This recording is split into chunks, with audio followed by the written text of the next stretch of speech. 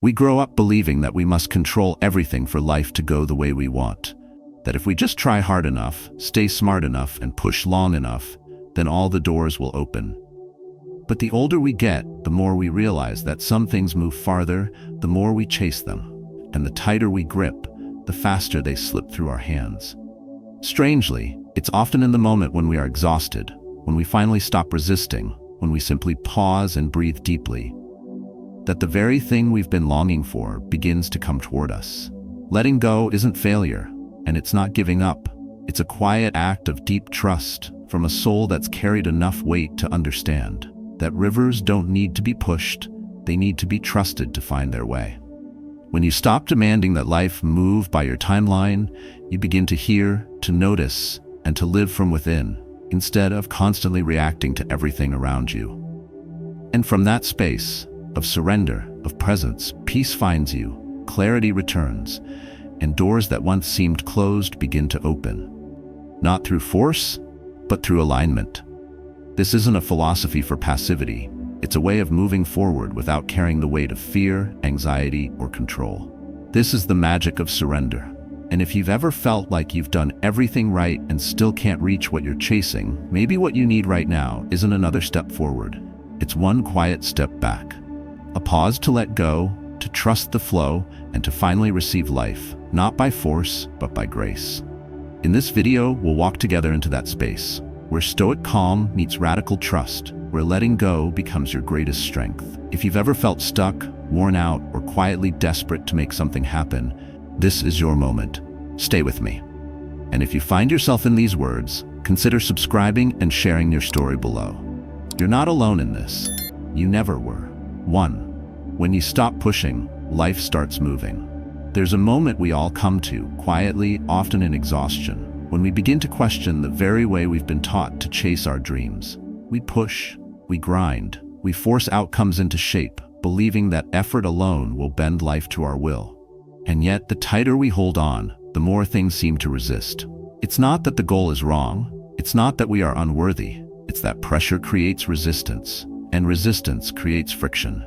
Somewhere along the way, we mistake control for progress, force for power, and constant motion for clarity.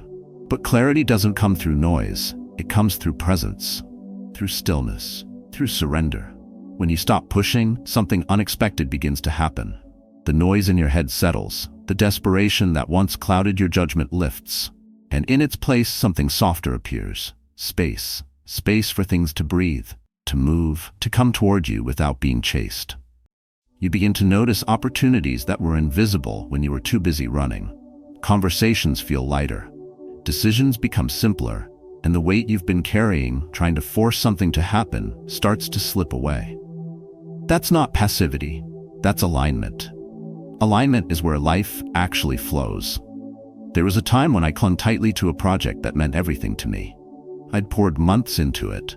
Draft after draft, long hours, little rest. I told myself I was being disciplined, focused, and committed. But the truth is, I was afraid. Afraid that if I didn't hold on with both hands, it would fall apart. And so I began to force it. Every sentence, every step, every interaction. I couldn't let it go. I couldn't even step back. But the more I pushed, the more blocked it became. Nothing moved. Not in me, not in the work. And eventually it wasn't discipline anymore. It was desperation wearing a mask. So I stopped. I let it sit. I stepped back, not in defeat, but in quiet honesty. I gave myself permission to release control, to stop demanding results, and to allow space for the work to speak for itself. A week later, I sat down without a plan, without tension, and wrote with more clarity and flow than I had in months. What I thought required force had only been waiting for freedom. That is the power of letting go, not as a tactic, but as a way of being. In Stoic philosophy, control is never the goal. What matters is how we respond to what we cannot control. Epictetus reminds us that freedom lies in understanding the difference between what belongs to us and what doesn't. Forcing outcomes rarely brings peace, it only tightens the knot. But when we surrender, not out of weakness but with full awareness, we begin to move with life, not against it. That shift doesn't make us less driven. It makes us more grounded. We stop trying to chase a future version of ourselves and begin to align with the person we are now. And from that place, we act, not to fix, not to force, but to contribute. Letting go doesn't mean giving up on your goals. It means you stop believing that pressure is the price of progress. It means you no longer let your worth hang on outcomes. It means you walk with the quiet confidence of someone who trusts the timing of their life. There's a deep difference between chasing and attracting. One is fueled by fear, the other by clarity.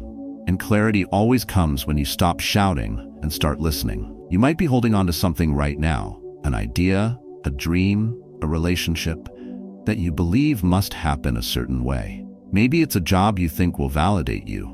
Maybe it's a person you're trying to prove something to. Maybe it's a version of success that no longer fits, but you keep chasing it because you're afraid of who you'll be without it. Ask yourself, is it movement or is it noise? Is it growth or is it resistance? The answers don't come by pushing harder. They come by being still enough to hear what your life has been trying to tell you. What you let go of doesn't always leave you. Sometimes it finds its way back to you, but softer, truer, clearer. And sometimes letting go is the only way it ever had a chance to become real. That's not failure. That's trust. And trust is the foundation of all true power. Not because it guarantees results, but because it changes who you are while you wait. When you stop pushing, you make space for life to come toward you. Not because you demanded it, but because you finally became someone who could receive it. 2. Letting go is not losing. It's trusting life's timing.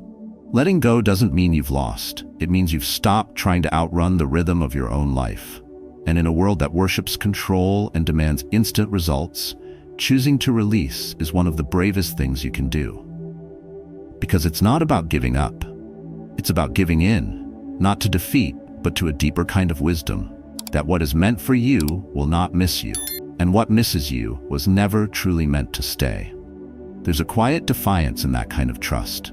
Not loud, not performative, just steady, like the tide. A friend of mine, Daniel, once walked through something I never forgot.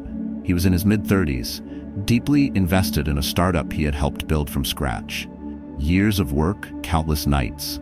It was supposed to be his breakthrough, the thing that would secure his future. But when a merger fell through and the investors pulled out, everything collapsed. I remember expecting him to fall apart, to spiral into frustration or regret, but he didn't.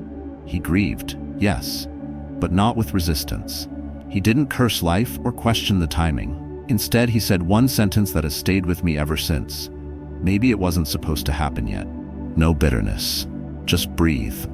In that silence, I saw something I hadn't yet understood. Daniel wasn't passively waiting for life to fix itself. He was choosing not to interfere with a process he couldn't rush. He understood something I was still learning. That control is often the enemy of alignment. When we push for outcomes before their time, we don't accelerate them, we distort them. And the more we try to bend time to our will, the more we forget that time too has its own wisdom. There are things in life that won't bloom no matter how hard you try to force them open. They need stillness, they need space, they need you to stop trying to rip them into being. Stoic philosophy teaches us to distinguish what we can control from what we can't, and the passage of time is never ours to hold. Marcus Aurelius often wrote about nature's pace, how it doesn't hurry, yet everything unfolds as it should. There's something profoundly grounding in that. Because when you truly trust the timing of your life, you stop comparing your path to others. You stop demanding that your success arrives on someone else's schedule. You begin to see your own pace not as a flaw, but as a fingerprint. Unique, unrushed, unshakable.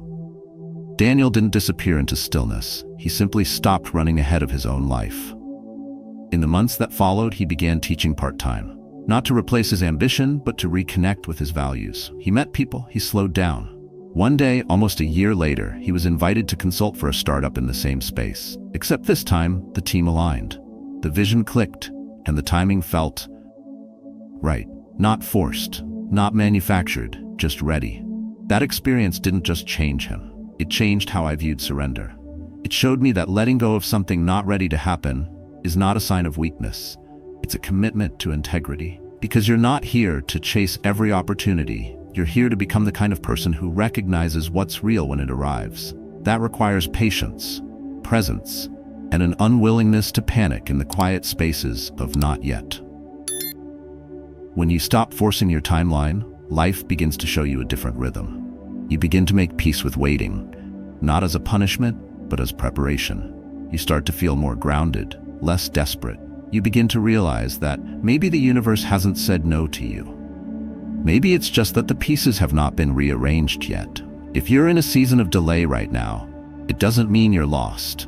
It means something in you is still forming. Maybe your readiness is not about skill, but about strength. Not about more action, but about deeper trust. Trust that life knows something you don't. Trust that timing isn't just a matter of clocks, but of character. And trust that the person you're becoming through the waiting is exactly who you need to be when the moment finally arrives. Letting go doesn't strip you of your drive. It strips you of your anxiety. It brings you back to now, to the only moment that ever truly belongs to you. And in that moment, you're no longer behind. You're not early, you're not late. You are simply where you are meant to be. And sometimes that's the most powerful place of all. 3. Surrender turns desperation into magnetism. Desperation is loud. It clings, it grasps, it makes requests sound like demands, and ambition feels like a need. It creates a tension that others can sense before a word is spoken. And it drives us to chase what we could attract, if only we weren't so busy proving we deserve it. Desperation says, I must have this to be whole. But surrender says, I already am. And in that shift, from craving to clarity, from needing to choosing, something deep inside us changes. The moment you stop trying to convince life to love you, life begins to turn its face toward you. There's a quiet power in the energy of someone who doesn't need the room, but still commands it. Not because they're trying to dominate it, but because they're not trying at all. They're simply there, calm, present, at peace with who they are, and unattached to how others perceive it. This is not apathy. This is emotional freedom, a release from the prison of approval, a release from the exhausting need to be chosen. When you stop begging the world to say yes to you, you start saying yes to yourself, and that's when the world begins to notice. Surrender doesn't make you small, it makes you still. And in that stillness, your value becomes undeniable. Not because you shouted, but because you stopped whispering apologies. You become magnetic because you're not searching for anything outside yourself to prove your worth.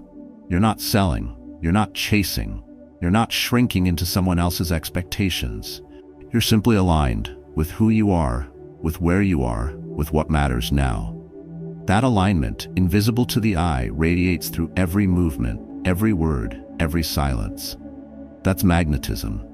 And it begins the moment you stop trying to be impressive and start being real. In Stoic philosophy, we are reminded to return to the self, to what we can truly govern. And our internal state is the first and last place of power. When you act from desperation, you abandon your center. You give your peace to outcomes. You trade your stability for speculation. But when you surrender, you return. You stand rooted. You no longer need the result to validate your effort. No longer let the reaction of others determine your worth. You become unshakable, not because you are detached from life, but because you are grounded in it. The power of letting go isn't just about inner peace, it changes your energy. You become the kind of person others want to be around. Not because you're trying to win them, but because you're already whole without them. Desperation creates scarcity. Surrender creates space. And space is what allows something or someone real to enter. That includes love. That includes purpose.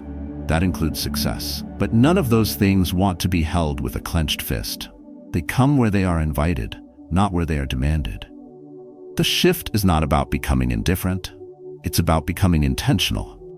About recognizing that energy doesn't lie and that people feel your presence long before they understand your words. When you're desperate, even your kindness feels heavy. Even your silence feels anxious. But when you surrender, even your stillness speaks. It speaks of calm, of quiet self-belief, of someone who has nothing to prove and yet still stands tall. You don't become magnetic by needing more. You become magnetic by needing less, by removing the noise, the urgency, the obsession, by showing up without the mask of performance, without the weight of over-explanation, just presence, just clarity, just truth. The world doesn't need more people trying to be everything. It needs more people who are fully themselves and unafraid of what that means. This is where the Stoic calm becomes visible, not in what you avoid, but in how you hold yourself when no one is clapping, when things are quiet, when life is uncertain. You hold your center, you hold your breath, you hold your peace. That's what draws people in. Not the story of success, but the energy of someone who doesn't need it to feel whole. The paradox is simple. When you don't need it, you begin to embody it. And when you embody it, it starts to find you. If you've been chasing something and it keeps running, maybe it's not that you're too far behind. It's that you're running with the wrong energy. Stop, breathe, stand still. Let it come to you. Not because you're entitled to it, but because you're finally ready to receive it without fear, without force, without losing yourself in the process. You are not meant to beg for what you were born to attract. So stop apologizing for wanting peace. Stop explaining your worth. Stop asking the world to choose you. Choose for yourself, quietly, fully, without needing applause. That's when everything started to change. Not because you shouted louder, but because your silence finally said something worth hearing. 4. Surrender doesn't stop the work. It changes the energy. Surrender isn't the end of discipline. It's the beginning of a different kind of power. One that doesn't exhaust itself trying to control the uncontrollable, but moves from clarity, not chaos. In a world addicted to pressure, we've been taught that working harder means pushing harder, that if we don't grind, we don't grow. But there's a fine line between persistence and resistance, and the energy behind your action is what determines whether it flows or fractures. You don't need to stop doing the work. You need to change the way you hold it. There's a difference between acting from peace and acting from panic. And most of us don't notice the shift until we've already crossed it. We start a project with presence, love, with purpose. Then, somewhere along the way, that presence fades and pressure takes its place. What was once an intention becomes an obligation. What was once a gift becomes a burden. Not because the task changed, but because the energy did. And energy, even when unseen, is always felt. I am thinking about a small gym in Austin. A local trainer named Chris ran it. Quiet guy, mid-40s, the kind who speaks little but listens deeply. When I first met him, he told me he used to run 10 sessions a day, no breaks, always pushing his clients, always tracking numbers, always chasing the next metric. The business grew, but something inside him didn't. He was tired, frustrated, and close to burning out. He'd turned something he loved into something he resented. Not because the work was wrong, but because his energy had shifted from connection to control. Then something changed.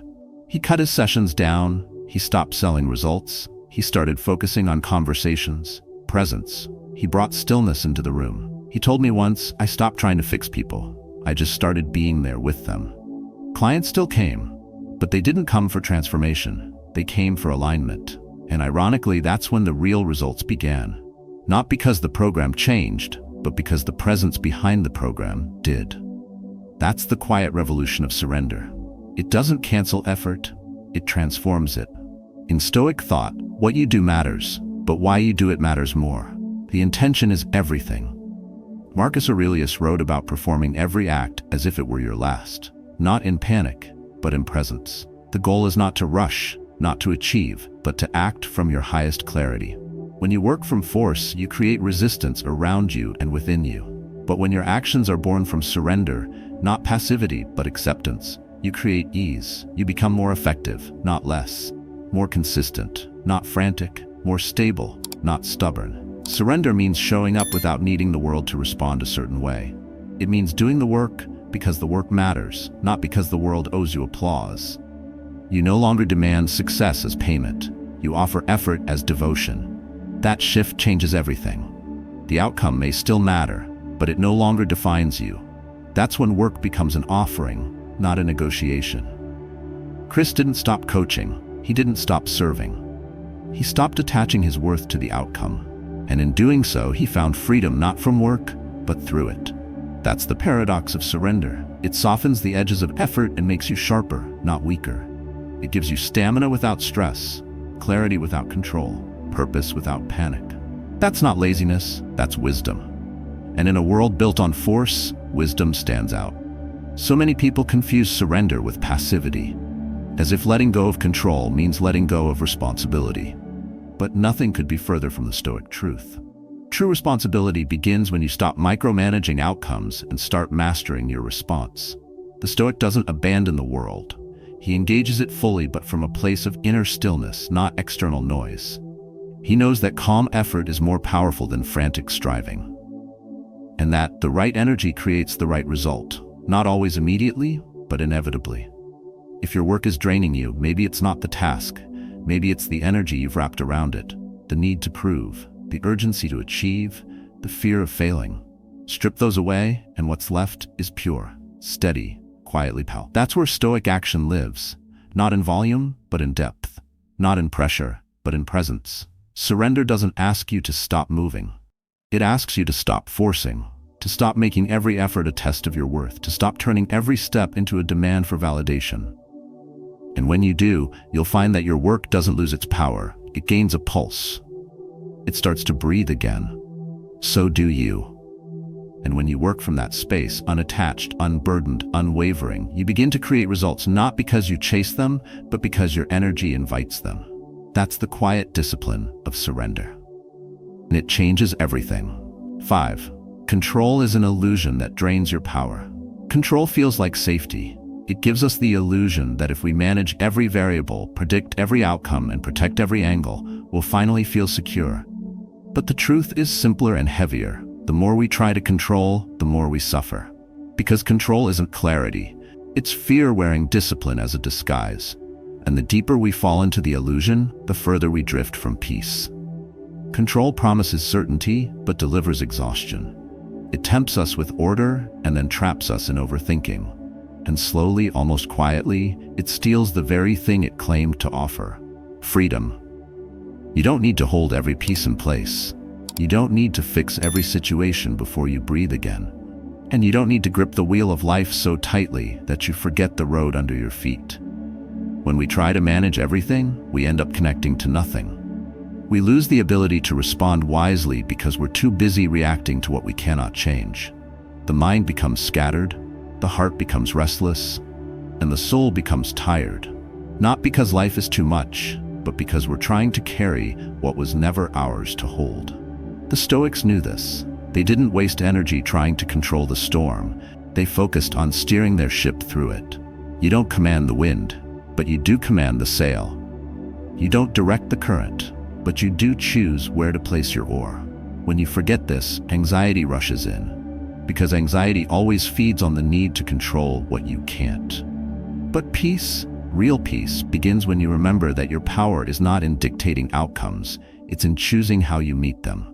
We mistake vigilance for strength, but it's not strength to panic every time life moves without your permission.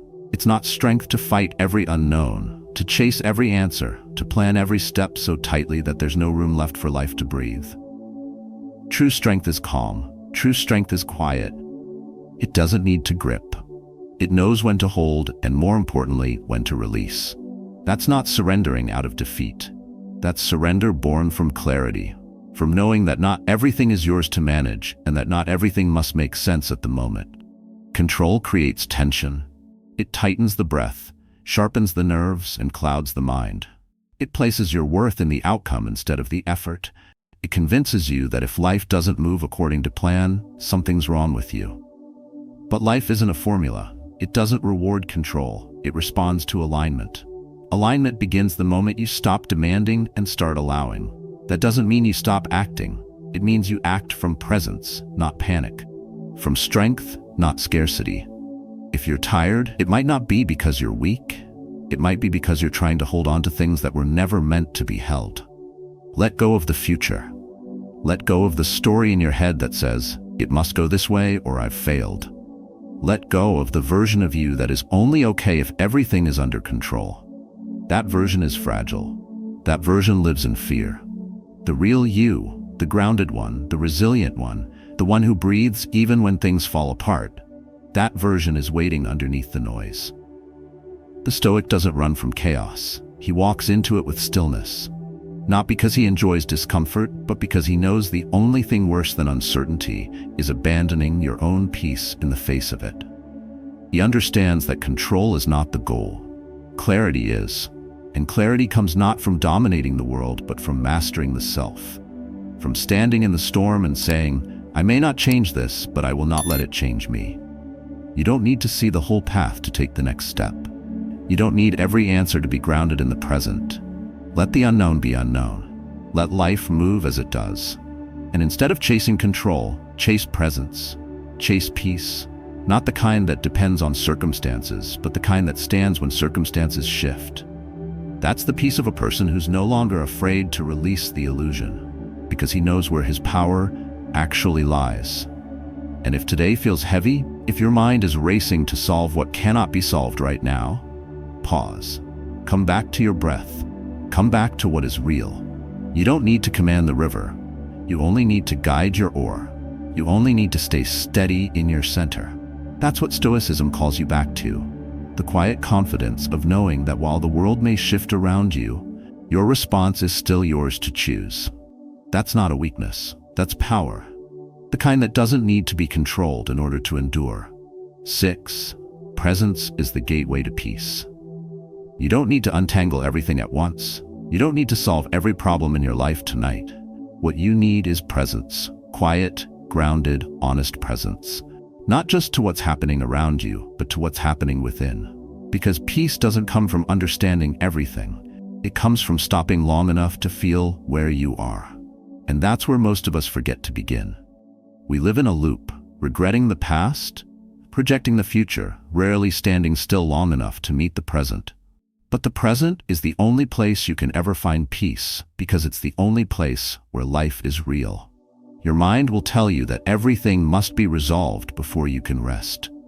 You need more answers, more plans, more certainty. But that voice isn't your wisdom, it's your fear. It's the noise that keeps you running even when your legs are trembling. It's the tension that wakes you at night, whispering that you're behind.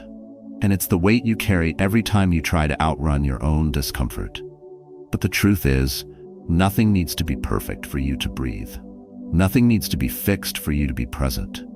You just need to stop long enough to remember that the now is enough. Presence is not passive, it is fierce. It takes courage to stop chasing. It takes strength to be still. It takes faith to sit with your thoughts without needing to escape them. Most people confuse peace with comfort, but peace doesn't always feel good. Sometimes peace is found in the middle of chaos when you realize you don't need to control it. When you stop demanding that life soften for you, you learn to soften within it. That's presence, and it's the beginning of a different kind of power. The Stoics understood this. Marcus Aurelius reminded himself to return to the present moment over and over again, not because it was always pleasant, but because it was always real. He knew that the future is imagination, the past is memory, and the present is the only place you can act with clarity. When you are fully here, not dwelling, not escaping, you regain your power. You stop feeding fear. You stop leaking energy into things you cannot change. And in that stillness, you become grounded again. If you've ever found yourself spiraling in worry, you know how easily the mind can run ahead of the moment. We play out scenarios that haven't happened. We rehearse conversations that may never come. And all the while, life is unfolding in front of us, quietly, patiently, offering us peace we never reach because we're never really here. But the way back isn't complicated. You don't need a perfect meditation. You don't need hours of silence. You just need one breath that you actually feel. One moment that you don't rush. One pause where you drop the storyline and return to the body. From there, everything changes. Not because your problems disappear, but because you are no longer drowning in the noise around them. You're observing, not reacting. Grounded, not grasping. This is where you reclaim the ability to respond wisely, to choose your next action from stillness, not stress. And that's how presence becomes your anchor. Not by erasing difficulty, but by allowing you to meet it with steadiness. You can't always make the world quiet, but you can find quiet within yourself. You can't always fix what's broken right now, but you can stop making your brokenness your identity. You can't speed up time or skip the waiting, but you can fill this moment with awareness instead of anxiety. That's real freedom. That's what the noise in your life has been distracting you from. And when you realize that, you begin to see peace, not as a destination, but as a discipline. So if your life feels tangled right now, don't pull harder. Don't force clarity where there's only confusion. Just breathe. Just feel your feet on the ground. Just notice the air in the room. You don't need to fix everything to feel peace. You just need to stop running from what's here, because what's here is already enough for the next step. And that step, when taken with presence, always leads you closer to the life you've been trying to chase. Presence is not a luxury. It is your lifeline. And the more you return to it, not in theory, but in practice, the more you'll realize that peace was never far away. It was only waiting for you to come home. 7. Resistance is often fear of wearing a disguise. Sometimes what we call laziness, procrastination, or lack of motivation isn't a flaw in discipline, it's resistance. Often that resistance doesn't come from being weak. It comes from being misaligned. It shows up when you're moving in a direction that doesn't belong to you, when you're trying to become someone you never chose to be. And that pressure, that tight, heavy feeling in your chest, it isn't a sign that you're failing. It's a signal, a quiet voice inside whispering, "This isn't your path." We often resist not because we're afraid of effort, but because we're afraid that all the effort is going toward the wrong thing. There's a deep fatigue that comes from pretending, from living inside a version of yourself that was crafted to please others, meet expectations, or fit into a frame that was never built for your soul. You can wear that image for a while. You can call it discipline. You can convince the world, but your body knows, your mind knows. Eventually, the weight of resistance will ask to be heard. My younger brother once studied medicine, not because he wanted to, but because it made sense. It made our parents proud. It looked good on paper. For years, he pushed himself, through textbooks, through internships, through long, sleepless nights. And he was good at it, but he was never alive in it.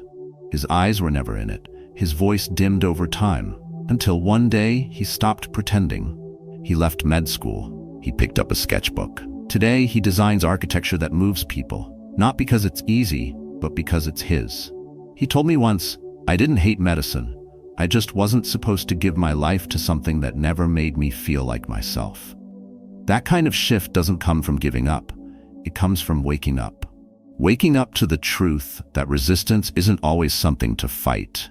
It's something to listen to. And when it speaks, you don't silence it. You lean in. You ask, what am I trying to protect? Whose voice am I trying to please? What version of me am I still trying to hold together just to feel enough? These aren't comfortable questions, but they're the beginning of peace. Because clarity doesn't come from pushing through what you secretly dread. It comes from releasing what no longer belongs. Stoicism doesn't tell you to ignore resistance. It teaches you to question it, to examine what you fear, what you cling to, and what you truly control. If your actions are fueled by fear of judgment, they're not free. If your dreams are shaped by someone else's validation, they're not yours. Epictetus said that freedom begins the moment you no longer need to seek it outside yourself. Maybe that's why so many of us feel tired. We've confused productivity with purpose. We've mistaken approval for alignment. But here's the quiet truth. Resistance fades when you return to what is real.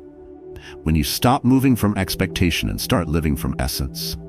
When you choose work that lights you up rather than dims you down. And you don't need to burn everything to the ground to begin. You just need to take one step back, one breath deeper, one act truer. That's surrender. That's freedom. Not from effort, but from false effort. From trying to be what you were never meant to become. And if you feel stuck today, not just physically but energetically, don't ask what's wrong with you. Ask what part of you you've been ignoring. Ask if the resistance is trying to protect something sacred. Ask if the reason you can't move forward is that you're being asked to turn inward. Not all pauses are failures. Some are invitations. Some are a quiet space in between stories, one ending, one not yet written. You are not broken for feeling resistance. You are honest. You are awake. You are at a threshold. The path ahead doesn't need you to be perfect. It needs you to be present, to be real, to be willing to let go of the story that no longer holds your truth. The moment you stop forcing yourself to be someone else, the weight begins to lift. The fog begins to clear, and your strength returns, not from effort, but from alignment. That's the Stoic way. Not to suppress what you feel, but to examine it with calm eyes and a steady heart. To ask the harder questions with soft hands, and to move forward not because you were told to, but because it feels like home. So if something inside you keeps hesitating, don't be ashamed of it. Ask it, listen. It might just be the wisest part of you, the part that refuses to betray itself any longer. And when you finally stop resisting that voice, you'll find that surrender doesn't silence your strength. It awakens it. 8. Letting go doesn't kill ambition, it grounds it. Letting go isn't the enemy of ambition. It's the foundation of a stronger, steadier pursuit. The kind that doesn't collapse under pressure, the kind that lasts. In a world that confuses urgency with purpose, we're told that to succeed we must be relentless. Always reaching, always proving, always more. But ambition built on anxiety is not ambition, it's fear in disguise. It burns fast, it burns bright, and then it burns you out. Letting go doesn't mean you stop wanting. It means you stop needing to suffer to prove you deserve it. When you loosen your grip, your goals don't vanish. They become clearer. You're no longer chasing to escape yourself. You're choosing to grow because it's true to who you are. The difference may be invisible to others, but internally, it's everything. The energy shifts, the pressure lifts, and your steps start to come from alignment, not adrenaline. That's where ambition becomes something deeper. Not a desperate need to arrive, but a quiet devotion to keep walking. Stoic wisdom was never about shrinking from greatness, it was about anchoring it. Seneca wrote not to avoid striving, but to strive from virtue, not vanity. And this is where surrender shows its power. Not in killing the dream, but in calming the storm around it. When your identity is not tied to the outcome, you become free to give your best without fearing what happens next. You stop measuring your worth by how fast things grow. You start paying attention to whether they're growing in the right direction. Letting go is not apathy, it's precision. It cuts through the noise.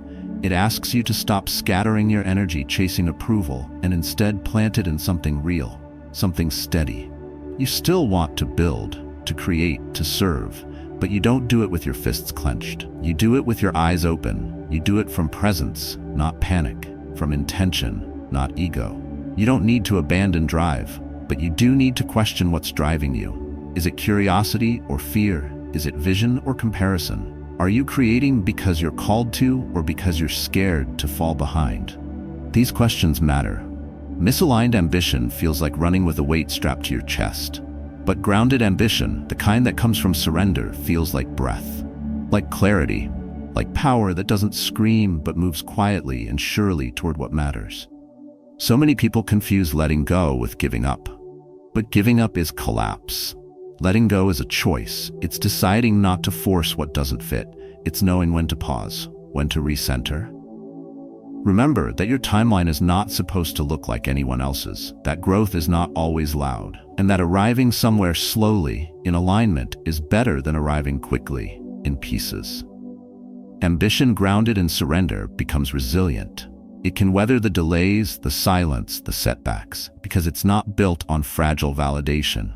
It's not shaken by every no, every change in the wind, because it wasn't chasing applause. It was following something deeper, something that doesn't vanish when results are slow, something that doesn't collapse when plans fall apart, something real. And that's the paradox most never learn. When you stop needing your dreams to complete you, you actually get closer to fulfilling them. Because you've removed the desperation, you've removed the noise. You're no longer pushing the river. You're walking beside it, moving in rhythm with something larger than you need to arrive. This is where Stoicism meets surrender, not as passivity, but as a profound kind of power, the kind that stays rooted, that doesn't fight the timing of life but works with it, that doesn't rush the harvest but shows up each day to plant. Because ambition that's not rooted becomes an obsession. An obsession eventually becomes exhaustion. But when you let go, when you release the timeline, the perfectionism, the pressure, you don't lose your fire. You direct it. Let your dream be strong. Let it stretch you. Let it challenge what you think is possible. But don't let it choke your spirit. Don't let it become another version of self-punishment. You don't need to prove you're worthy of what you love. You only need to show up for it with honesty, with presence and with the willingness to let it unfold on its own terms. That's the kind of ambition that lasts, not the kind that burns for a season, but the kind that becomes a way of life. Quiet, focused, devoted, and deeply free. In a world obsessed with outcomes, surrender feels counterintuitive. Yet, as we've seen through each part of this journey, the quiet act of letting go is not weakness, it is wisdom. It's not about abandoning your goals, but about releasing the grip of control, fear, and false timelines that keep you from living fully right now. When you stop forcing outcomes and start trusting the process, life begins to respond in unexpected, powerful ways. You move from desperation to magnetism, from chaos to calm, from resistance to deep emotional clarity. Surrender is not a one-time revelation, it's a daily discipline. You practice it when you stop measuring your worth by how fast things happen. You strengthen it when you choose presence over panic, and you embody it when you hold your ambition with steadiness, not strain. Letting go doesn't mean losing your fire. It means grounding your energy so your light can burn longer, truer, and with more peace at the core. If you take just one thing with you, let it be this: you don't have to control everything to move forward. You only need to show up, gently, honestly, fully. Practice that today, not someday. Start now. In the quiet moment between your next thought, your next decision, your next breath, pause. Ask yourself, am I acting from fear or from alignment? Let that question guide you back to yourself. And as you do, share your story. In the comments below, tell us where you are learning to let go and where you're finding strength and surrender. Your voice may be the reminder someone else needs to hear, that they're not alone. This path, though quiet, is filled with power, and it begins, always, with a single choice: to trust.